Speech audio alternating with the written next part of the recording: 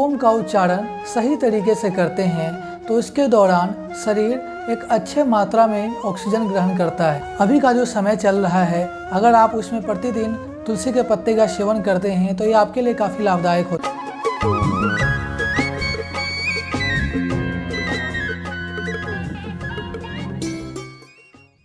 Hello नमस्कार प्रणाम, मेरा नाम है केशव कुमार और आप देख रहे हैं डिवोशनल सॉल्यूशन यूट्यूब चैनल। आज के एपिसोड में हम बात कर रहे हैं हम अपने हिंदी रिचुअल्स के फैक्ट्स के बारे में। बहुत सारे चीज़ ऐसे हैं जो हम लोग करते हैं लेकिन उसके पीछे की वजह हमको पता नहीं होती है। आज उन्हीं चीज़ों के बारे में हम बात करेंगे। आप पूरा वीडियो अवश्य देखें, इसमें बहुत सारी जानकारी आपको मिलेंगी। ओम का उच्चारण क्यों करते हैं? ओम का उच्चारण करने से दिमाग को शांत रखने में मदद मिलती है। ओम को यूनिवर्स फर्स्ट साउंड भी कहा जाता है। ओम 3 अक्षरों के मेल से बना हुआ शब्द है, आ, उ, मा। आ का उच्चारण जब हम करते हैं तो हमारे शरीर के निचले हिस्सा से लेकर पेट तक के क्षेत्र सक्रिय हो जाता है, और जब हम उ का उच्चारण करते हैं तो हमारे शरीर के छाती तक के क्षेत्र सक्रिय हो जाते हैं, और जब हम मा का उच्चारण करते हैं तो हमारा चेहरा एवं मस्तिष्क सक्रिय हो जाता है।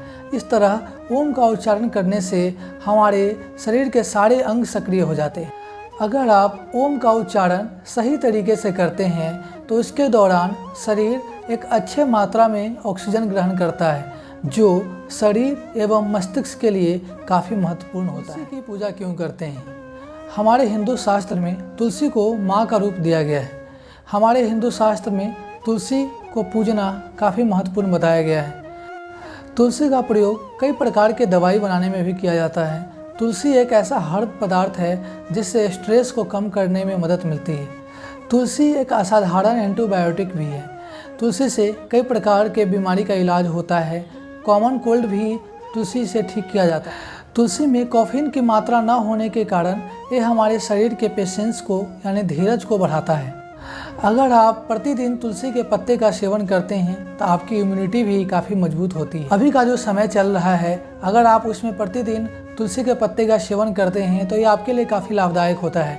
जैसा मैंने बताया कि आपकी इम्यूनिटी सिस्टम को बूस्ट करता है, तो आपसे अनुरोध है कि आप प्रतिदिन तुलसी के 4 से 5 पत्ते अवश्य खाएं। इससे आपकी इम्यूनिटी सिस्टम को बढ़ने में काफ़ी मजबूती मिलेगी। पीपल के पेड़ की पूजा हम क्यों करते हैं? पीपल का पेड़ का पूजा करना हमारे शास्त्र में काफ़ी महत्वपूर्ण बताया गया है, परंतु न तो पीपल का फल मीठा होता है और न ही इसकी लकड़ी मजबूत होती है। फिर भी पीपल इतना महत्वपूर्ण क्यों है? चलिए इसके बारे में जानते हैं। पीपल ही एकमात्र ऐसा पौधा है जो 24 घंटे ऑक्सीजन देने की कैपेबिलिटी रखता है।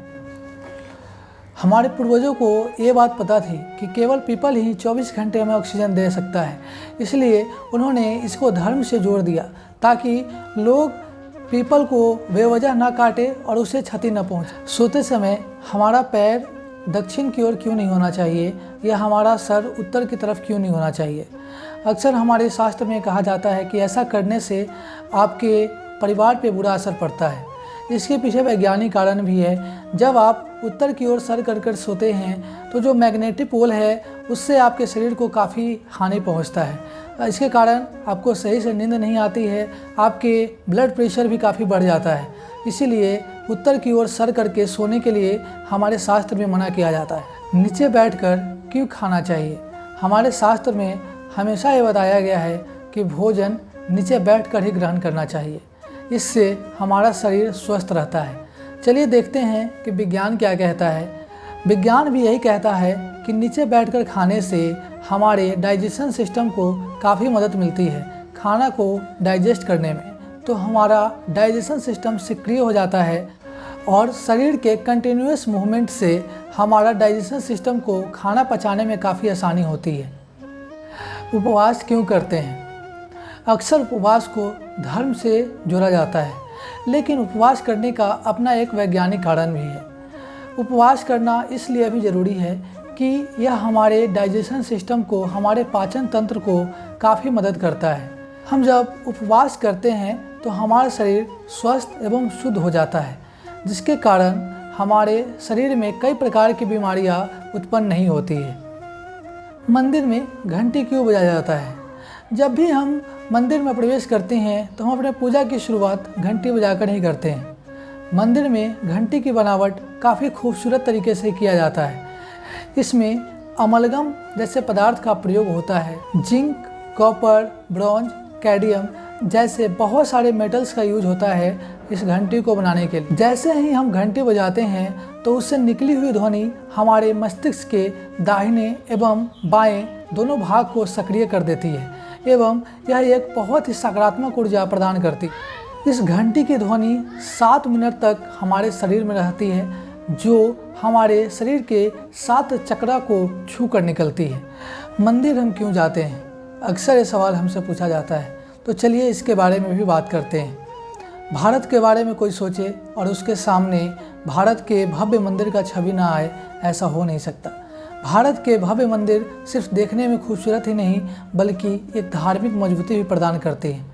ये बात आज साइंटिफिकली प्रूवन है कि जहाँ भी मंदिर का निर्माण हुआ है उस क्षेत्र में सकारात्मक ऊर्जा सबसे ज़्यादा पाया जाता है। मंदिर का गर्भगृह या मूल स्थान जिसे कहते हैं वो वहाँ पे बनाया जाता है जहाँ पे सबसे ज़्यादा सकारात्मक ऊर्जा होती है। यह वह स्थान होता है जहाँ पे भगवान की प्रतिमा की स्थापना की जाती है। जब भी हम मंदिर जाते हैं और प्रतिमा की परिक्रमा करते हैं तो हम उस सकारात्मक ऊर्जा के क्षेत्र में होते हैं। इससे हमारे शरीर को सकारात्मक ऊर्जा मिलती है। विवाहित औरतें सिंदूर क्यों लगाती है? हमारे हिंदू धर्म में शादी के बाद स्त्रियों को सिंदूर लगाना अनिवार्य माना जाता है। ऐसा क्यों है, चलिए इसके बारे में जानते हैं। सिंदूर लाइम, टर्मरिक एवं मर्क्यूरिक से मिलकर बना होता है। मर्क्यूरिक ब्लड प्रेशर को कम करने में मदद करता है एवं मर्क्यूरिक से स्ट्रेस भी काफ़ी कम होता है। नमस्ते हम क्यों करते हैं? वैज्ञानिक रूपों से हाथ पे मन का दबाव केंद्र स्थित होता है। जब हम अपनी हथेली और उंगलियों को एक साथ दबाते हैं तो हाथ में संवेदनशीलता उत्पन्न होती है, जिससे मन का दबाव केंद्र सक्रिय होता है। हिंदू धर्म में महिलाएं बिछिया या जिसे टो रिंग कहा जाता है वो क्यों पहनती है? हिंदू धर्म में महिलाएं रोज़मर्रा की ज़िंदगी में काफ़ी प्रकार के आभूषण पहनती हैं। बिछिया उनमें से एक है। बिछिया पहनने से शरीर को स्वस्थ रखने में काफ़ी मदद मिलती है। कैसे, आइए जानते हैं। रक्त अगर सही प्रकार से शरीर में संचालन करता है तो शरीर काफ़ी स्वस्थ रहता है। एक खास प्रकार का नस जो सेकेंड टो से होते हुए यूट्रस एवं हार्ट से होकर गुजरता है। टो रिंग पहनने से यूट्रस को मजबूती मिलती है और ये रक्त संचालन को सुचारू रूप से चलाने में काफ़ी मदद करता है। हम नदी में सिक्के क्यों फेंकते हैं? प्राचीन काल में कॉपर जो भारत के अर्थव्यवस्था चलाने के लिए उपयोग किया जाता था, वह कॉपर धातु शरीर के लिए भी काफ़ी महत्वपूर्ण है। नदी तालाब में सिक्के फेंकने की परंपरा हमारे पूर्वजों ने इसलिए भी बनाई ताकि हमारे शरीर को मिनरल्स अच्छे मात्रा में मिल सके। जैसा कि हम जानते हैं कि प्राचीन काल में पीने के पानी एवं अन्य प्रकार के प्रयोग के लिए पानी का एकमात्र सोर्स नदी एवं तालाब हुआ करता था। तांबे की अंगूठी पहनने के पीछे के वैज्ञानिक कारण क्या है, चलिए उसके बारे में भी जानते हैं। तांबा आर्थराइटिस के दर्द को कम करने में काफ़ी मदद करता है। तांबा के आभूषण पहनने से चर्म रोग तथा अन्य स्वास्थ्य बीमारियों को लाभ पहुंचता है। तांबा बॉडी हीट को कम करता है तथा आपके इरिटेशन को कम करता है। हिंदू धर्म में हम माथे पे तिलक क्यों लगाते हैं या औरतें कुमकुम का प्रयोग क्यों करती हैं, चलिए उसके बारे में जानते हैं। हिंदू धर्म में माथे पे तिलक लगाना एक बहुत ही महत्वपूर्ण रिचुअल्स है। तिलक आपके अंदर के सकारात्मक ऊर्जा को नष्ट होने से रोकता है एवं कुमकुम आपके अंदर पॉजिटिव एनर्जी को रिटेन करता है। यह आपके कंसंट्रेशन को निम्न स्तर पे कंट्रोल करता है।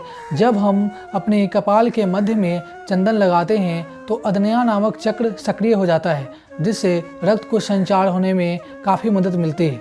माथे पर तिलक लगाने से यह आपके दिमाग को शांत रखता है एवं आपको अपने काम के प्रति फोकस रखने में भी काफ़ी मदद करता है। हमारे हिंदू धर्म के खाने के तौर तरीके में वैज्ञानिक कारण क्या है, चलिए इसके बारे में भी जानते हैं। हमारे हिंदू धर्म में सबसे पहले खाने में तीखा एवं अंत में मीठा खाया जाता है। ऐसा क्यों? जब हम खाना की शुरुआत करते हैं तो तीखा हम इसलिए खाते हैं कि वह डाइजेस्टिव सिस्टम को एक्टिवेट करता है, जिससे हमारे खाने को पचने में काफ़ी मदद मिलती है। लेकिन मीठा और कार्बोहाइड्रेट हमारे पाचन शक्ति को धीमा कर देता है, इसीलिए स्वीट और कार्बोहाइड्रेट को अंत में ही खाया जाता है। औरतें शादी में या अन्य अवसरों पर मेहंदी क्यों लगाती हैं? मेहंदी या हीना जिसे कहते हैं वह इसलिए लगाया जाता है कि वह आपको स्ट्रेस को कम करता है। यह शरीर को ठंडा रखता है जिससे नर्व सिस्टम को टेंस होने से रोका जाता है। हाथ एवं पैर में एक खास प्रकार की नर्व सिस्टम होती है जिसके दबने से स्ट्रेस को कम करने में काफ़ी मदद मिलती है। इसीलिए महिलाएं शादी एवं अन्य अवसरों पे हाथ एवं पैरों में मेहंदी महिलाएं कान में इयररिंग्स क्यों पहनती हैं या जिसे कुंडल कहते हैं वो क्यों धारण कर? कहते हैं कि एक अच्छा वक्ता होने के लिए एक अच्छा लिसनर होना बहुत ज़रूरी है। इयररिंग्स पहनने से आपकी सुनने की क्षमता काफ़ी बढ़ जाती है जिससे आप सही से किसी चीज़ को सुन पाते हैं और अच्छे से डिसीजन ले सकते हैं। प्राचीन काल में राजा महाराजा कुंडल का प्रयोग अवश्य करते थे। तो ये कुछ फैक्ट्स थे हमारे हिंदू धर्म से जुड़े हुए। अगले एपिसोड में फिर हम नए फैक्ट को लेकर आएंगे। तब तक के लिए हमारे चैनल को सब्सक्राइब कीजिए, इस वीडियो को लाइक कीजिए, शेयर कीजिए, कमेंट कीजिए। धन्यवाद।